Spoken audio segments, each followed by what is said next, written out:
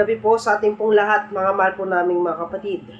Ang ating pong pag-aaralan ay pinagtatalunan ng karamihan. Ang ating pong pag-aaralan natin ay patungkol po sa mismong tagapagligtas. Aalamin po natin na ang ating pong topic ay may pinamagatang, inangkin ba ni Hesukristo na siya ay Diyos? Kasi sa buong Biblia, wala pong sinabi si Kristo na siya po ay tunay na Diyos. Letra por letra, wala pong ganon. Pero papansinin po natin sa kanyang mga mismong salita. Ano po ba yung pagiging reaksyon ng mga Hudyo nung sabihin ni Kristo yung ganitong salita? Pakinggan niyo po mga mahal po namin mga kapatid.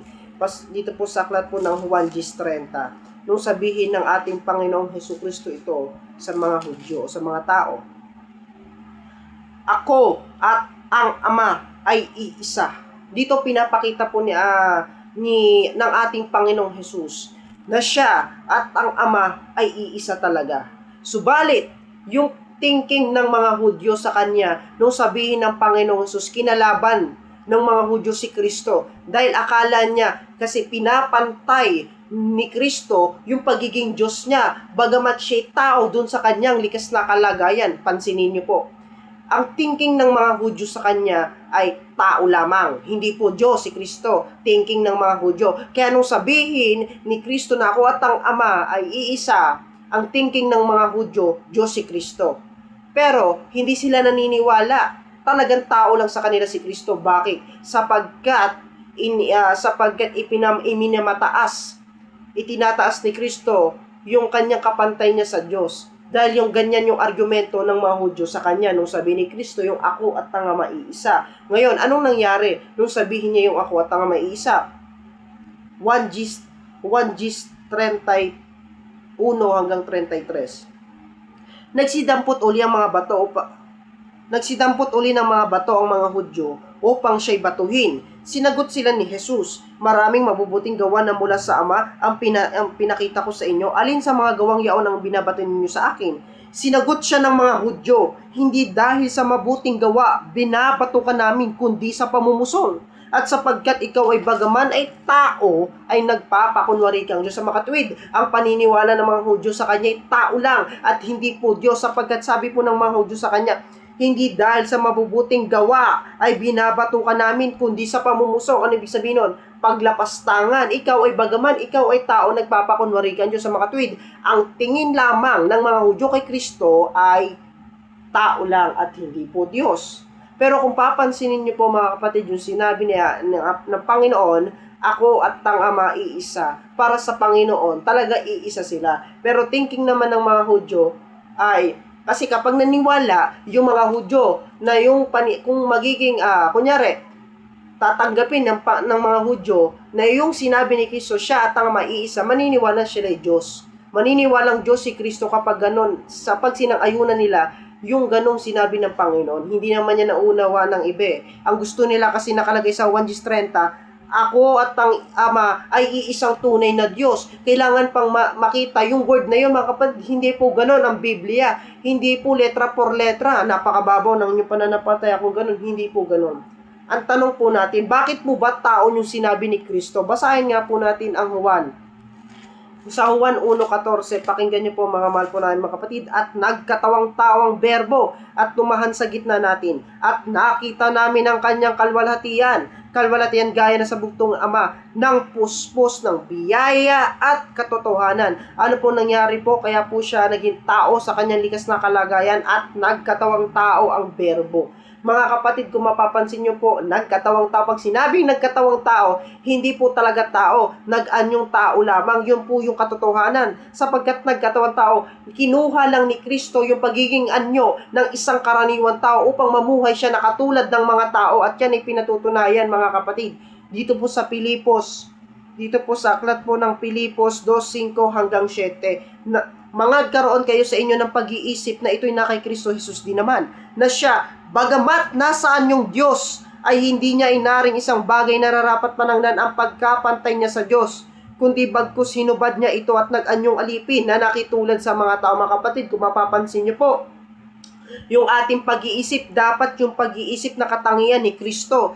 Ang ano po yung kanya pong gustong iparating sa atin, verse 6, na siya, bagamat nasaan yung Diyos, ay hindi niya inaring isang bagay na rarapat panangnan ang pagkapantay niya sa Diyos. Sa mga katuwid, mga mahal na kapatid, yung sabihin niya na yung nasaan yung Diyos, ano ba ibig sabihin ng nasaan yung Diyos?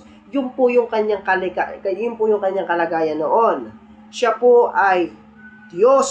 Mga mahal po namin kapatid, na siya po ay nasa katutubong pagka-Diyos, pero kung mapapansin niyo po, ay hindi niya inaring isang bagay na rarapat panangnan yung pagkapantay niya sa Diyos. Sa halip, ano yung kanyang ginawa? Kundi bagkus hinubad niya ito at nag-anyong alipin na nakitulad sa mga tao. Tao po ba siya si Kristo? Tao ba si Kristo?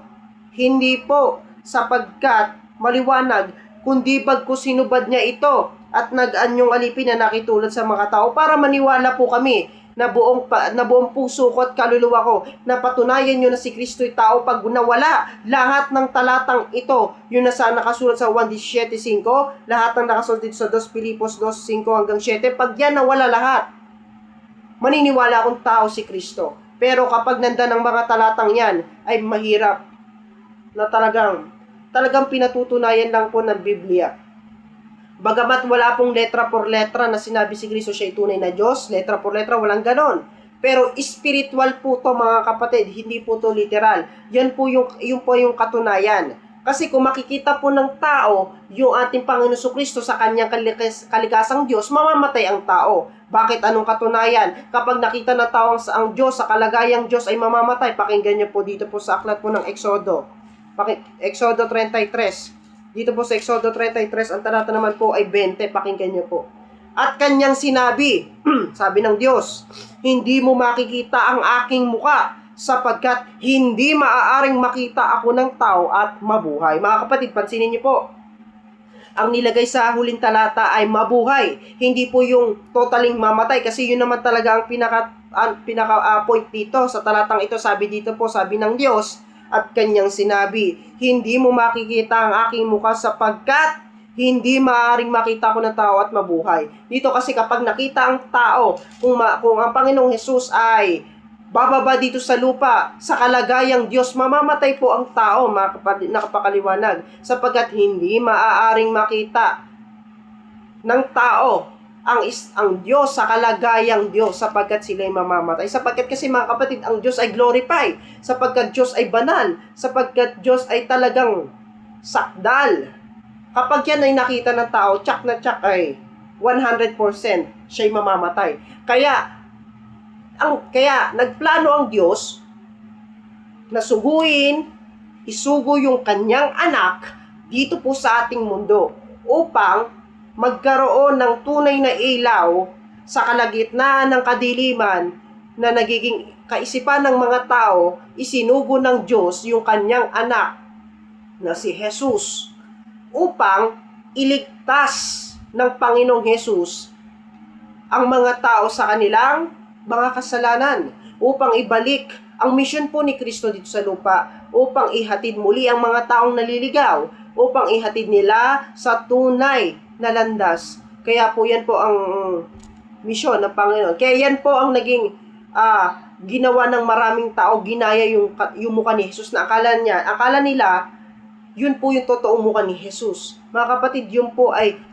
kinuha lang po yun sa alabok ng lupa. Pero mga kapatid, bago po nagkaroon ng katawan tao ang Panginoong Jesus, paano nagkita yung katawan tsaka yung Espiritu ni Kristo, paano nagkaroon siya ng katawan, kaya po siya naging tao dito sa lupa. Kaya po niya binanggit sa 1:8:40 na siya tao. Bakit po ba nagkita yung katawan at yung Espiritu ni Kristo? Paano nagkaroon ng laman at butos si Kristo? Basahin nga natin maliwanag. Dito po sa nakasulat sa Hebreo 10:5. Kaya, pagpasok niya sa sanlibutan, napakaliwanag po. Hindi po galing para dito sa lupa si Kristo. Hindi po galing sa sanlibutan. Kaya sabi niya, kaya't pagpasok sa sanlibutan sa mga tuwid, meron siyang pinanggalingan. Hindi po siya galing dito. Hindi siya taga rito. May iba siyang pinanggalingan. Ano sabi niya? Kaya't pagpasok niya sa sanlibutan ay sinasabi, hay nathandog ay hindi mo ibig, ngunit isang katawan ng sa akin ay inihanda mo. Yung pala naman may nakalaan yung Diyos Ama sa kanyang anak upang gamitin ng anak upang yung Espiritu ni Kristo sumapi doon sa katawang yun upang magkaroon ng buhay. Kaya nung pagkasanib ni ni Kristo doon sa katawang iyon, ang naging katuparan ng hula ay ipinanganak, ipinaglihi ni Maria. Yan na po, ipinaglihi ni Maria na ang ating Panginoon sa katawang tao sapagkat talagang ipinagpauna at pinagpauna na ng Biblia ang hula sa magiging darating dito sa sanlibutan bago dumating ang kanyang anak. Meron na siyang isang tinawag na yun nga po ay si Maria, na yun ang kanyang hula pa na nakasulat po sa aklat po ng Mateo po, na sa 1, na merong isang dalagang babae na manganganak at ang kanyang itatawag ay Emmanuel, na kung liliwanagin, Mateo 1:23, ay sumasa kanya ang Diyos, sumasa atin ang Diyos. Sa mga katuwid, bagamat ipinanganak ni Maria sa katawang tao ng ating Panginoong Hesus, kaya may laman at buto, pero doon sa katawan ni Kristo, doon sa loob ng katawang iyon, doon po nananahan pa rin yung pagka-Diyos ng ating Panginoong Hesus. Hindi naman kasi nakalagay sa Mateo 1:23 na sumasa atin ang tao, kundi sumasa atin ang Diyos. Sa makatuwid, yung dinadala ni Maria, bagamat tao, yung kanyang likas na kalagayan sapagkat binigyan ng isang katawan upang gamitin ng ating Panginoong Hesus sapagkat yung kalagayan dati ni Kristo, espiritu di ba? Nasa sinapupunan siya ng Diyos Ama, ipinanganak si Kristo ng Ama. Ngayon, yung kalagayang espiritu ni Kristo, sumapi dun sa katawan, nagkaroon po ng buhay, kaya po siya nagkaroon ng laman at buto. Pero mga kapatid, ang buong katotohanan po ipinaliwanag po niya na mismo ng ating Panginoon sa Juan, sa huling talata, sa Juan 8:58, mga mahal na kapatid, ito po yung kanya po sinabi. Sabi niya po sa Juan 8:58 at sinabi sa kanila ni Jesus, katotohanan sinasabi ko sa inyo, bago ipinanganak si Abraham, ay ako nga, ipinapakita ni Kristo dito, bagamat walang word for word o letra por letra na sinabi siya po ay Diyos, pero dito po, pinapakita ni Jesus yung kanyang pag-iral noon pa, na siya po ay tunay na Diyos. Pero kung mapapansin nyo, sabi ni Kristo, sabi ni ating Panginoong Hesus, katotohanang sinasabi ko sa inyo, bago ipinanganak si Abraham, ay ako nga sa mga tuwid. Ipinapakita dito ni ang ating Panginoong Hesus. Bagamat wala po ditong point na sinabi niya siya po ay tunay na Diyos, pero ipinapakita po dito ni ang ating Panginoong Hesus na yung kanyang pag-iral noong unang panahon pa. Ipinapakita niyo yung kanyang pagka-Diyos sa pamamagitan ng kanya pong mga sinasabi. Bagamat hindi ito naiintindihan ng mga Hudyo hindi naiintindihan si Kristo sa kaparaan ng literal. Kaya hindi po naiintindihan at naunawa ng mga Hudyo yung pinagsasabi-sabi ng ating Panginoong Hesus, sapagkat hindi naiintindihan ng mga Hudyo sa kaparaan ng literal, sapagkat espiritual ang sinasabi ng Panginoong Hesus at hindi po literal. Kaya maliligaw po ang tao kapag umunawa po siya sa letra por letra lagi. Ang Biblia po, hindi po literal kundi espiritual. Batay po sa nakasulat sa 2 Korinto 3:6 na yung titik, yung po yung letra por letra, yung titik ay pumapatay. Datapwat yung espiritu ng Diyos ay nagbibigay ng buhay. Kaya po, upang magkaroon ka ng nagbibigay ng buhay, ay yung ating pong kaisipan ay espiritual, yung po ay malalim. Dapat po tayo munawa ng Biblia, malalim, hindi po mababaw, sapagkat tayo po ay tiyak na tiyak, ay maliligaw kapag tayo po ay unawa sa ating pong bakit ko po sinasabi ito? Upang ihatid ang buong katotohanan.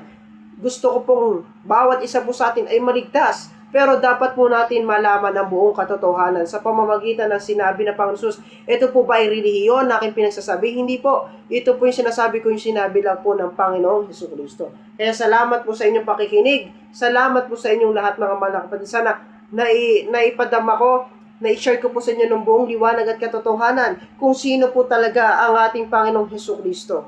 Siya po ay tunay na Diyos. Bago siya magkatawang tao dito sa lupa, ang tunay niyang kalikasan ay tunay. Siya po ay anak ng Diyos at siya po ay tunay na Diyos. Yan po ang tunay niyang likas na kalagayan. Salamat po sa inyo lahat. Salamat po sa inyong mga kamahal po naming mga kapatid.